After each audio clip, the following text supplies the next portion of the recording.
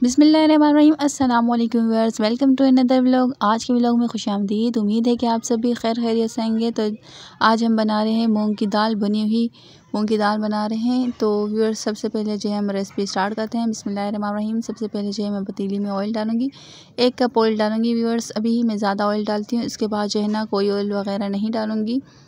तो viewers, 1 cup oil डाल के जो है मैं इसे हल्की आंच पे रखूँगी, तेज़ गरम नहीं करूँगी, बल्कि गरम ही नहीं करूँगी।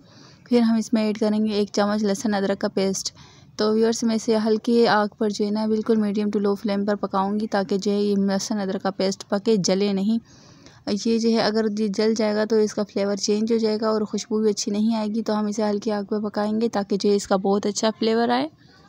तो इससे जो है ना मूंग दाल के अंदर बहुत अच्छा जायका आता है और जो है ना बहुत ज़बरदस्त सी खुशबू आती है। अब हम इसे अच्छे तरीके से पकने देंगे। जैसे जो है इसके अंदर खुशबू आने लग जाएगी, फिर हम इसके अंदर बाकी के इंग्रेडिएंट ऐड करेंगे। तो व्यूअर्स, आप देख सकते हैं अब जो हमारा लहसुन अदरक का पेस्ट पकने शुरू हो गया है। हम इसमें ऐड करेंगे 1 प्याली टमाटर, जो मैंने पहले से ही ग्राइंड करके रख दिया था। अगर आप चाहें तो इसे काट के भी यूज़ कर सकते हैं, मगर जो है मैंने ग्राइंड करके यूज़ किया है तो ये भी बहुत अच्छा फ्लेवर आता है।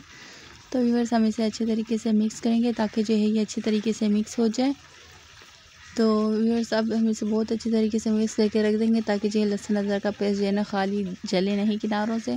तो व्यूअर्स, अब जो है हम इसमें ऐड करेंगे 1 चम्मच लाल मिर्ची, आधा चमचा हल्दी और 1 चम्मच धनिया पाउडर, आधा चमचा ज़ीरा पाउडर। और जो है व्यूअर्स, अब हम इसे अच्छे तरीके से मिक्स कर लेंगे और आधा चम्मच नमक ऐड करेंगे। नमक जो है आप अपने हिसाब से कम या ज़्यादा ले सकते हैं। तो इसमें जो मसाले डाल रही थी तो वो वीडियो जो है बनी नहीं, पर मैं आपको ऐसे ही बता देती हूँ कि मैंने ये मसाले ऐड किए हैं। ज़्यादा हाई मसाले इसमें ऐड नहीं करेंगे, बस सिंपल से ही नॉर्मल मसालों से ही बनाएंगे तो माशाल्लाह से इसका फ्लेवर बहुत अच्छा आएगा। तो अब हम इसे अच्छे तरीके से मसालों की भुनाई करेंगे। जितनी अच्छी भुनाई होगी उतनी अच्छी ही आपकी दाल बनेगी।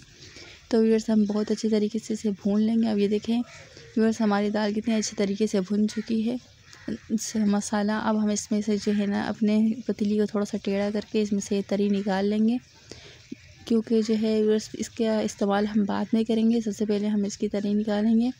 तो मैं आपसे तरी निकाल के मिलती हूँ आराम आराम से, ताकि जो है नीचे से सालन नहीं आए। तो व्यूअर्स, आप ये देख सकते हैं मैंने जो है इसकी सारी तरी निकाल ली है, अलग प्याली में रख दी है। अब हम इसमें ऐड करेंगे अपनी दाल, जो हमने भिगो के रख दी थी। 2 से 3 घंटे तक हम इसे भिगो के रख देंगे। तो व्यूअर्स, कोई दाल जो होती है ज़्यादा नहीं गलती है, बहुत सी दालें ऐसी होती है जल्दी गल जाती हैं। तो ये आप देख लें, तो वो फिर आप उसके हिसाब से पानी डालिएगा। मैंने जो है इसे 2 घंटा भिगो के रखा, तो इसलिए जो है मैं जो है इसमें कम पानी ऐड करूँगी।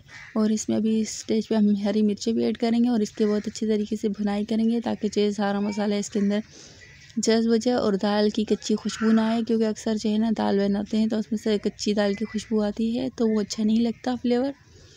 तो व्यूअर्स, आप देख सकते हैं मैंने बहुत अच्छे तरीके से इसको मिक्स कर लिया है। अब जो है हमारी दाल बहुत अच्छे तरीके से मिक्स हो चुकी है। अब हम जो है इसका अगला स्टेप करते हैं। अब मैं इसके अंदर ऐड करूँगी 1.5 गिलास पानी। तो व्यूअर्स, अगर आप इसके अंदर शोरबे वाली दाल बनाना चाहते हैं तो 2 गिलास पानी भी ऐड कर सकते हैं। थोड़ा सा जो है ना शोरबा हो जाएगा।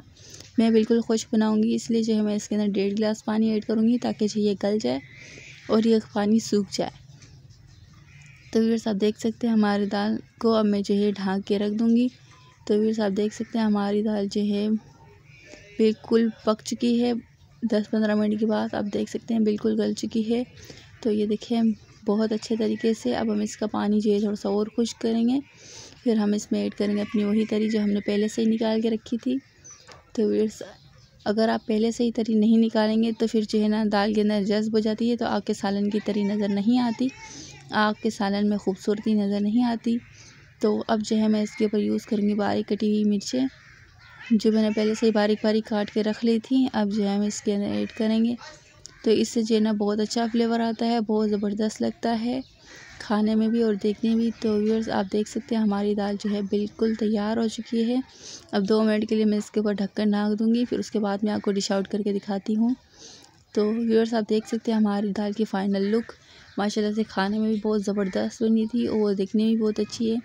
अगर आपको हमारी वीडियो पसंद आ रही हो तो प्लीज़ हमारे वीडियो को लाइक कर दिया करें और चैनल को सब्सक्राइब कर दिया करें। और जिन्होंने पहले से किया उनका शुक्रिया। और जहाँ रहें खुश रहें, आबाद रहें, हंसते मुस्कुराते रहें। अल्लाह पाक आप सबको खुश रखे और आपकी तमाम परेशानी को दूर कर दे। और जो बीमार है अल्लाह पाक उनको सेहत अता फरमाए। कमेंट में ज़रूर लिखिएगा आमीन। पता नहीं किसकी दुआ कहाँ कबूल हो जाए। और मुझे दीजिएगा इजाज़त। अल्लाह हाफिज़।